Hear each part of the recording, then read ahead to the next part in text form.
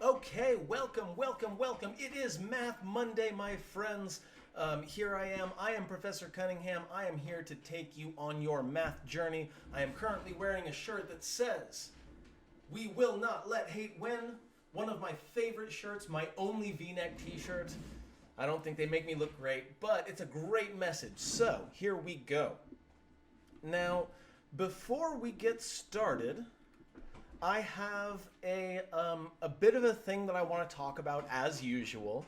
But first off, who's in the chat right now? Check, check. There we go.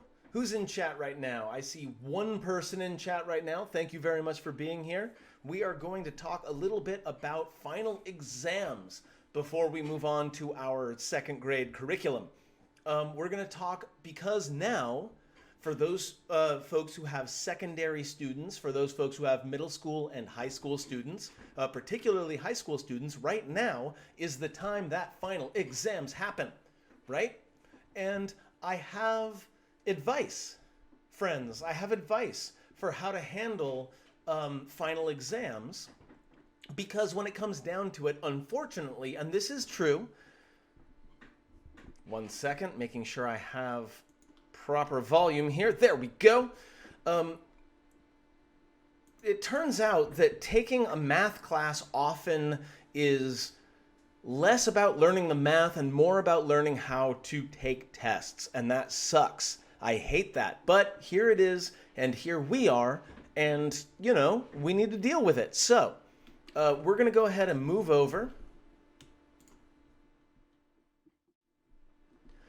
And as you can see, we're waiting for a game to capture, which we're not going to do at the moment. We'll deal with the game capture later. In fact, let's make that invisible right now. But for the moment, we are actually going to move to my whiteboard, and we are going to look at Cunningham's exam tips. There we go. That looks seemingly pretty good to me. Okay, so exam tips. All right, for those of you that have middle school and high school students that are beginning to take exams right now, I actually have some really great short-term tips that you can use, or they can use, to increase their chances of doing well on an exam. All right, so let's start with notes. Now, if your student is allowed to use notes on the exam, okay? If your student's allowed to use notes on the exam, they should absolutely 100% have those notes ready to go. I have, as a high school math teacher, I have seen so many times where I have given an exam where I allow notes and students don't bring notes. And it's like trying to run a marathon when one of your feet are cut off. Like, it's technically possible and there are people that can do it, but for God's sake, why would you do it intentionally? Why would you give yourself that disadvantage on purpose? Okay? So if you are allowed to have notes, goddamn, get those notes down on paper and be ready to go. And especially because theoretically, you/your student has been taking notes the entire semester. Theoretically. And if you have been, then you need to go back to those notes and you need to look at them, you need to review them, and you need to revise them with anything that you were wrong about. And that is so important. Notes are so useless if you don't actually look at them. What use is writing something down if you're never going to look at it again? So, make sure you take those notes and organize them before the exam. Make sure you've got them all like on one page ready to go. In distance learning, your teachers cannot stop you from checking your notes. They just can't. They can tell you that notes aren't allowed, but what the hell are they going to do about it? But you don't want to have to page through your whole notebook to try to find what you're looking for. You want to have everything on one sheet of paper so that you don't lose your focus while you're looking for the thing that you need, while you're looking for the information that you need. So, continuing. Setting is so important. I'll set it down here. There we go. Setting is so important, okay? I know I personally have a lot of students that have siblings and parents and folks that are home all the time. And I get that. I understand that. and those students need to lay down the law with those family members. For a final exam, you will be sitting for probably about 2 hours, and you will be doing nothing but taking that exam. And you cannot expect to do your best if your parents are banging on your door asking what you're doing with the internet, if your little siblings are banging on the door asking you to feed them, if people are using the internet and breaking your ability to actually take the test. You can't do your best if you aren't in a place that is quiet, that has stable internet, and where you can finish the entire exam without having to deal with distractions. And that might mean going to Starbucks and putting on earphones like the ones that I've got right now and playing whatever lo-fi music that you play in order to study. That's definitely a possibility. But one way or another, you have to find a place with some solitude and some quiet for at least 2 hours. And you need to let your family know that they cannot, under any circumstances short of life or death, disturb you, or else they will lower your score. Having someone burst into your room while you're trying to concentrate and then, having to deal with whatever's going on there and then coming back to the test, it will break your concentration and it will lower your chances of doing well. So you definitely want to have a time that is quiet, that is alone, and that is sufficient for the time that you need to finish the exam. Preparing yourself. Your brain is a part of your body. And a lot of people like to talk about how you are a ghost in a meat suit, but you're not. You're just the meat suit. And your brain, that piece of fatty tissue that is in your head, is the only thing that you can rely on. You don't get to rely on your spiritual knowledge of mathematics. You have to deal with your meat brain. And that meat brain requires you to get some goddamn rest every now and then. Now, I'm an insomniac, personally. I have a hard time getting to sleep, so I might not be able to take this advice. But if you have a choice, okay, if you are able to choose when you go to bed and when you go to sleep, the day before an exam, you better get some sleep. Go to bed early, get yourself ready to go. If you can. The next piece of advice that I often give for exams is kind of controversial, and a lot of parents and a lot of fellow teachers don't like it. But the fact of the matter is, you should not be studying right before the exam. You should not be putting your brain power into studying all the way up to the exam. You are going to give yourself a lesser chance of doing well. You want to do all of your studying 24 hours before the exam, and then give yourself that 24 hours to rest. Okay? And the reason for this is a lot, but let me make sure I'm clear about what I mean. Let's say that your final exam is on Friday. All right? Let's say that Friday is your final exam. You should study.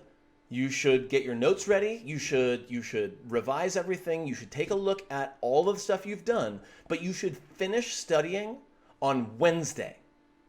If your exam is on Friday, you should finish studying on Wednesday, and you should spend Thursday not thinking about math at all. It's that easy. Spend the very, very last 24 hours before the exam not thinking about math. And the reason for that is severalfold. First off, you wouldn't run a half a marathon right before running the Boston Marathon, right? The day before, if you were going to run the Boston Marathon, you would not run 13, 14, 15, 16 miles the day before, because then your body's going to be exhausted for the Boston Marathon, and that's ridiculous. You don't want to do that to yourself. It's the same thing with exams. Give yourself 24 hours before the exam to just relax and let your brain recharge, just like your muscles would recharge, before a big race. And more than that, more than just the physical tiredness of your brain, it turns out that we humans have an amazing piece of equipment up here in our skulls. And our brains continue to think and process and try to work out problems even when we are not consciously putting effort into thinking about that. I don't know if you have ever done a puzzle or played a game or anything like that, and then been so frustrated, so annoyed that you could not finish that level or that puzzle or whatever, and then you took off, and 3 days later you finally come back to it and suddenly it's easy. Happens to me all the time. And that's because your brain will continue to do background processes on the stuff that you've learned, even when you aren't thinking about it consciously. And that is so important. You need to give your brain that processing time to think about the things that you are going to have to eventually put on the exam. So if you actually study all the way up to the last second, if you study up to the hour that you're about to take the exam, you are doing yourself a disservice. You are not giving your brain enough time to process the information that you're trying to feed it. It's not going to work. So get your studying done more than 24 hours ahead of time, and take the last 24 hours and just let yourself relax. Obviously, your brain is a part of your body. You don't think well when you aren't fed, and you don't think well when you're not hydrated. So make sure that you get a good amount of food, make sure you get a good amount of water, and make sure you have a water bottle with you, sitting next to you when you are taking the test. It's important. It's important to take care of your body, because your body literally is your mind. A lot of folks like to talk metaphysics about how we are a ghost in the shell. And whether that's true or not, you count on the physics of your brain, the biology of your brain, in order to do these problems, in order to pass these tests. So feed your body, feed your brain. You will need supplies. Just because you aren't going to a classroom to take a test, and some of you are, and I'm so sorry. I'm so sorry for those of you who have to go to a physical classroom and expose yourself to the possibility of COVID in order to get a grade. I am so sorry. There is no excuse for that. And those of you who are going to physical class right now, I cannot begin to imagine how tough it must be for you right now and for your teachers. But even though you're taking this test at home, you want to have necessary supplies. You want to have multiple pencils. If your pencil breaks and you have to go into the greater house and interact with your siblings and your parents and whatever to get another pencil, you're going to end up distracting yourself. You're going to break your concentration, and it might end up having a negative impact on your performance. Calculator, scratch paper, a bottle of water, your notes. Make sure you have them with you when you start the exam. Even if the exam isn't timed, you will do better if you're able to sit down and maintain concentration the entire time. If you have to get up and break your concentration in order to get a pencil or get a drink of water or get a snack or whatever, find your calculator, you're going to have a harder time getting back into the exam and doing your thing. There is one last thing that I'm going to mention. It's not written down, so I'm going to make sure I write it down. There we go. It's really important when you sit down to take a test to do the easy ones first. Now, some of you are in classes where you're not allowed to move between problems, and that's fine. I mean, it's not fine. That sucks. And if you have to do problem number 1 before you do problem number 2, then there's nothing I can do to help. But if you are allowed to move back and forth between problems on your exam, you should absolutely, before you do a single piece of work, you should look at, read, and absorb every single problem in the exam. And if there are any that you know that you can do right away, do those.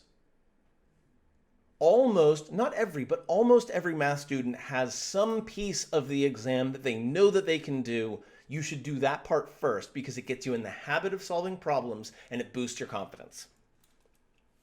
Okay, with that in mind, I'm going to go ahead and go back over to my green screen here. It's black because it's a green screen that I have a chroma key on. And now that we've got that covered, I'm going to go ahead and jump back to my full face. Hi, good to see you again. We're going to go ahead and get started with this Khan Academy activity. So we are in second grade right now, which I know is not super exciting for those of you who have older kids or those of you who are older yourself, but I promise you that by the time we're done with this whole course, we will be at college level math and above. So stick with me, and we will continue on with this stream for quite some time, I hope. So moving back to Khan Academy,